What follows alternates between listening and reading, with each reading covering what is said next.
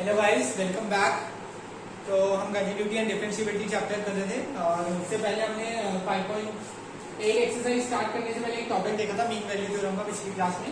ठीक है, तो मैंने यहाँ पे ये बताया था कि रोल्स थ्योरम है और मीन वैल्यू थ्योरम है, जिसे लैग्रेंज मीन वैल्यू थ्योरम भी कहते हैं।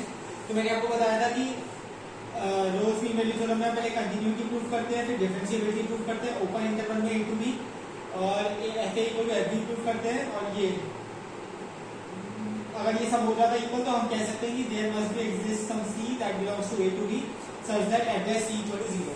ठीक है, पहले इसका मतलब अब समझने की कोशिश करते हैं। ठीक है, लेट्स से एक फंक्शन है, ठीक है, इसे आप उतार भी लेना। लेट्स से ए है और ये है बी, ठीक है ना, ए से स्टार्ट हो रहा है, बी पे खत्म हो रहा है, तो उसकी वाई की वैल्यू क्या होगी एफ ए और यहाँ एफ बी की वैल्यू क्या होगी एफ बी। आई बात समझ? कंटिन्यूअस है फंक्शन, हाँ मैंने बिना पेन उठाए बनाया फंक्शन इज कंटिन्यूअस। बाकी आप डायरेक्ट भी लिख सकते हो। आपको पता होगा sine x, cos x, log x, e की पावर एक्स, ये सारे फंक्शन क्या होते हैं? पॉलिनोमियल फंक्शन, पैराबोला, क्यूबिक, है ना, ये सारे फंक्शन क्या होते हैं? ये सारे फंक्शन आपके कंटिन्यूअस होते हैं। ठीक है, अब ये फंक्शन कंटिन्यूअस है, ठीक है ना, क्योंकि बिना पेन उठाए बनाया और पैराबोला होता है। पैराबोला आपको पता है क्वालिटी की क्वेश्चन वो होती है आपकी कंटिन्यूअस होती है। अब हमें सेकंड का चेक करना है डिफरेंशिएबिलिटी। ठीक है, तो डिफरेंशिएबल, तो a function is differentiable at a particular point if a unique tangent can be drawn at that point. हम मैक्स टू मैक्स हम कितनी, अगर कोई भी फंक्शन डिफरेंशिएबल है, जैसे इस पॉइंट पे डिफरेंशिएबल है, तो मैं ये कह सकता हूं यहाँ पे कितनी टेंजेंट बन सकती है? केवल एक।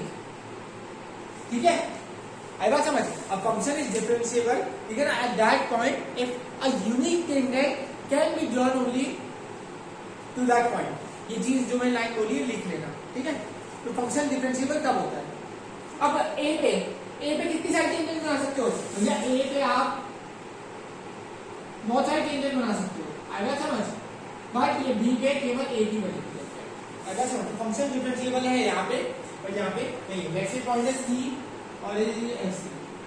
The function is differentiable at point C but not at A because we can draw a unique tangent at this point but not at A. आई बात समझ? ठीक है, अब एक चीज समझ आई तो डिफरेंशिएबल आप प्रूव कर दोगे, हम प्रूव करके दिखाऊंगा मैं। ठीक है, आई बात समझ? ठीक है, जस्ट से ठीक है, तो अब हमें जहां तक समझ आया, अब हमें ये देखना है कि F A equal to F B होना चाहिए, वो हम देख लेंगे। ठीक है, लेट्स से 5 to 7 है तो f7 f5 और f7 इक्वल होना चाहिए। फिर वो क्या है, hence Rolle's mean value theorem applicable है। वो क्या कहते हैं, एक सी एग्जिस्ट कर रहा है a to B such that address C equal to 0। इसका क्या मतलब?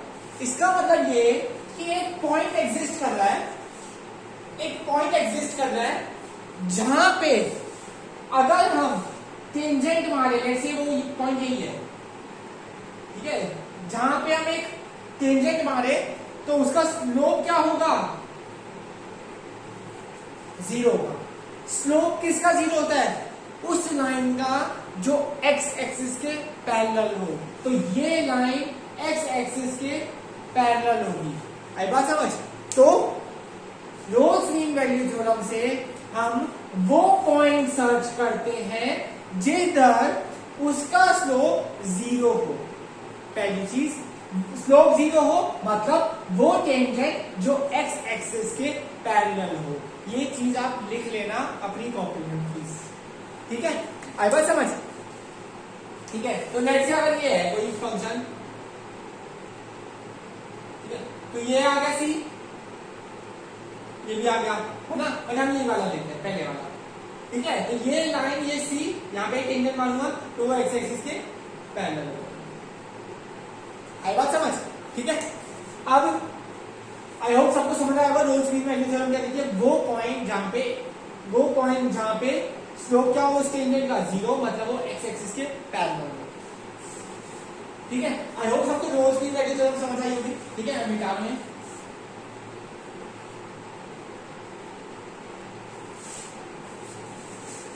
मीन वैल्यू थ्योरम लैग्रेंज ये क्या कहती है? देखो, अगर मैं ग्राफ बनाऊं, जैसे ये ग्राफ, ये बी है, एफ बी है, ये ए है, ये एफ ए है, ठीक है,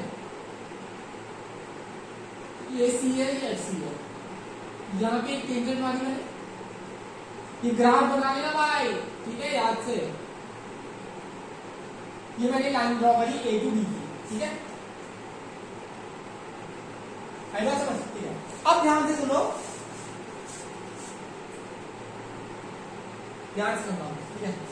पहले तो हम चेक करेंगे कंटिन्यूअस है कि नहीं, हाँ है, डिफरेंशिएबल है कि नहीं, x to a to b में हाँ है, वो हम चेक कर लेंगे कि fx हमेशा डिफरेंशिएबल होना चाहिए a से b में, ठीक है ना। वो देख लेंगे कि हमेशा यूनिक टेंजेंट ही आ रही है कि नहीं आ रही, कैसे करेंगे अभी, बहुत इजी है, ठीक है। Hence b value theorem is applicable, then there exists c belongs to a to b such that f dash c, मतलब ये कह रहा है slope of tangent is equal to, वो टेंजेंट का slope is equal to slope of line, slope of line is joining two and points. क्या मतलब, देखो भैया, ये x1 है, ये y1 है, ये x2 है, ये y2 है। स्लोप ऑफ लाइन क्या होता है, y2 minus y1 upon x2 minus x1, fb minus fa upon b minus a। ये स्लोप किसके इक्वल होगा, इस टेंजेंट के। तो ये बताता है हमें mean value theorem, Lagrange mean value theorem, वो पॉइंट, वो सी पॉइंट कर्व पे, ऐसा पॉइंट जो इन दो एंड पॉइंट्स को लाइन ज्वाइन करेगी, उसके पैरेलल होगा, वो पैरेलल लाइन होगी, वो टेंजेंट जो पैरेलल हो इस लाइन को। तो हमें वो पॉइंट देता है मीन वैल्यू थ्योरम लैग्रेंज। आई बात समझ, अभी भी क्लियर नहीं हुआ कोई दिक्कत नहीं, क्वेश्चन करेंगे और अच्छे से क्लियर हो जाएगा, बट आई होप सबको क्लियर हो गया होगा, ठीक है, आई बात समझ, ठीक है। अब हम करते हैं क्वेश्चन करते हैं, ठीक है, 5.8 एक्सरसाइज के।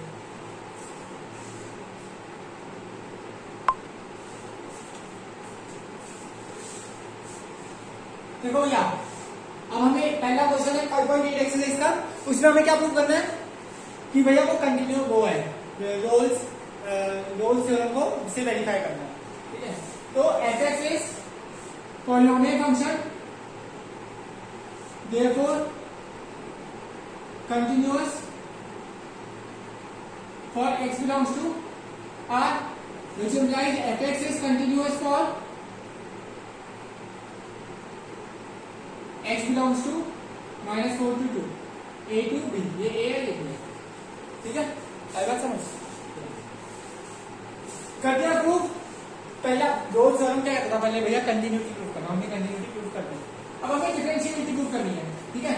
तो f dash x is equal to 2x plus 2, says f dash x is defined for x belongs to r। भैया कोई भी x की वैल्यू डालो, है ना, f डैश x हमेशा वेल डिफाइंड है ना, which implies f dash x is defined for x belongs to -4 to 2। बात समझ, -4 से 2 ओपन इंटरवल में x हमेशा f dash x हमारा वेल डिफाइंड है, ठीक है। अब हमें क्या करना है, f b equal to f a check करना है, f b निकालो, फंक्शन है 2 का स्क्वायर प्लस 2 into 2 -8, कितना आया, 2 to the 4, 4 plus 4 -0, f a f -4 का square plus 4 2 into -4 -8, 16 -8 -8 equal to 0, f b which implies f b equal to f a, ठीक है। Hence Rolle's theorem is verified।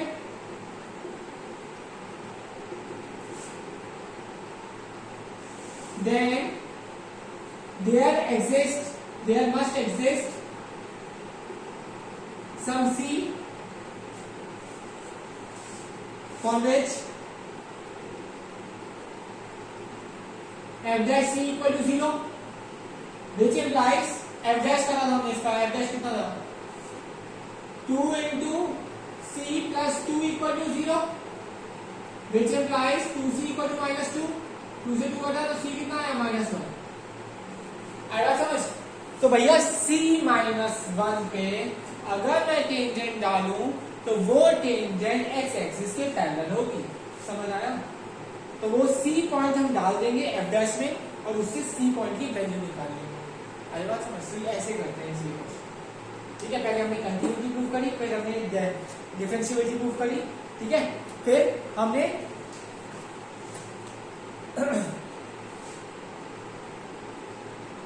एक चीज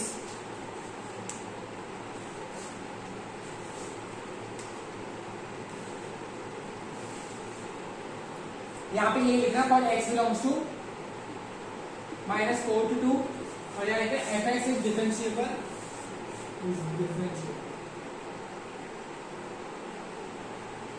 for x belongs to -4 to 2। ठीक है, समझ आया? फिर हमने FB इक्वल टू FE करा, देखा हाँ आ रहा है, तो मतलब रोल्स थ्योरम अप्लाई कर सकते हैं। तो there must be existing some C for which f dash c equal to 0, तो 2c + 2 इक्वल टू 0, तो C आ गया आपका। ठीक है, नेक्स्ट क्वेश्चन करते हैं। तो गाइस हमें फिफ्थ क्वेश्चन में क्या करना है, मीन वैल्यू थ्योरम चेक करनी है और सी की वैल्यू निकालनी है। ठीक है, तो इससे पहले वाले जो क्वेश्चन है उसमें कन्वर्स करना है, वो अभी कटे गए हैं अभी के लिए, बट अगर स्कूल में तुम्हारे आएंगे बच्चों के तो मैं जरूर करवा दूंगा। ठीक है ना, तो इस एक्सरसाइज से मेन फर्स्ट और फिफ्थ क्वेश्चन है। ठीक है, तो वही करो, f(x) is polynomial function, hence f(x) is continuous for x belongs to R, which implies f(x) is continuous for x belongs to 1 to 3। ठीक है, अब देखते हैं f(x) f dash x 3x² - 5x - 3, since f dash x is well defined for x belongs to 1 to 3, which implies f(x) is differentiable, जो पहले लिखा था वो सारा लिख रहा हूँ, differentiable for x belongs to 1 to 3। ठीक है, बस यही कंडीशन होगी। Hence MDT is applicable, which implies f dash c equal to fb minus fa upon b minus a। f dash c क्या है, ये 3 into c square minus 5 into c minus 3 equal to fb minus fa। तो उसके लिए मैं पहले fb निकाल लेता हूँ। fb क्या है, f3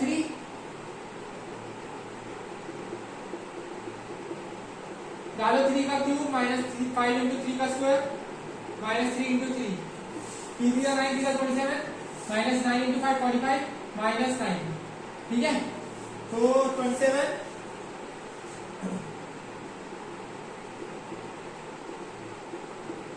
कितना आ गए, 55 55 54 54 27 27, ये माइनस है तो 37 47 57 30 30 में 3 का 27 minus f1 1 cube minus 5 into 1 square minus 3 into 1 1 minus 5 minus 3 minus 8 plus 1 minus 7। ठीक है, fb minus 27 minus minus plus 7 upon b minus a, b कितना और a कितना है 0। ठीक है, फिर माइनस 20 अपॉन 2 तो minus 10 c square minus 5c minus 3c square minus 5c, यहाँ प्लस 10 प्लस 7 ये आपकी इक्वेशन बनी।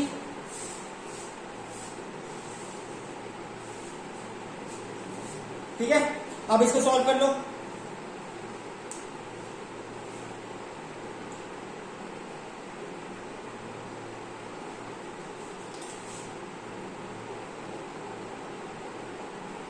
प्रोडक्ट कितना है 7 स्क्वायर, सम कितना है माइनस 5c प्लस है तो कम कर हो चुका, तो 4 ये आ गया। एक बार चेक कर दूंगा, गलती तो नहीं है।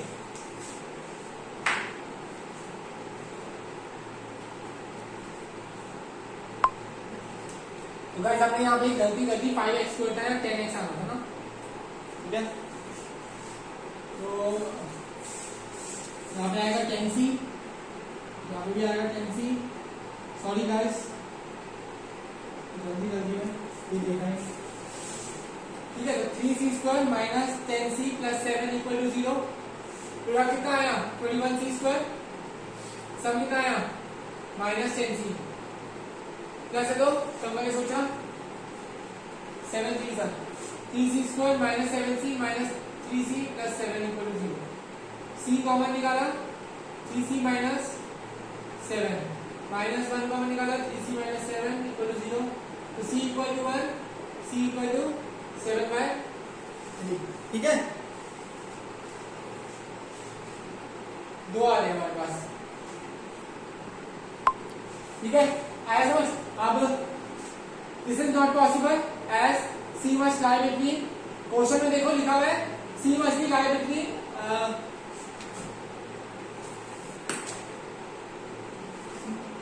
1 2 3। तो ये c इक्वल दिए ना, तो ये कौन नॉट पॉसिबल, तो ये आपका आंसर है कि c आपका जो होना चाहिए वो कितना होना चाहिए 7/3। आया समझ? तो आई होप सबको क्लियर होगा ये चीज, ठीक है। आओ देखते हैं। तो वैसे हम यहाँ पे वाइंड अप करते हैं, ठीक है। आई होप सबको समझ आएगा। हम नेक्स्ट क्लास में मिस्टेकनेस एक्सरसाइज करेंगे, ठीक है। Till then good bye, take care, ठीक है। और please like our videos, share with your friends and subscribe our channel. Thank you.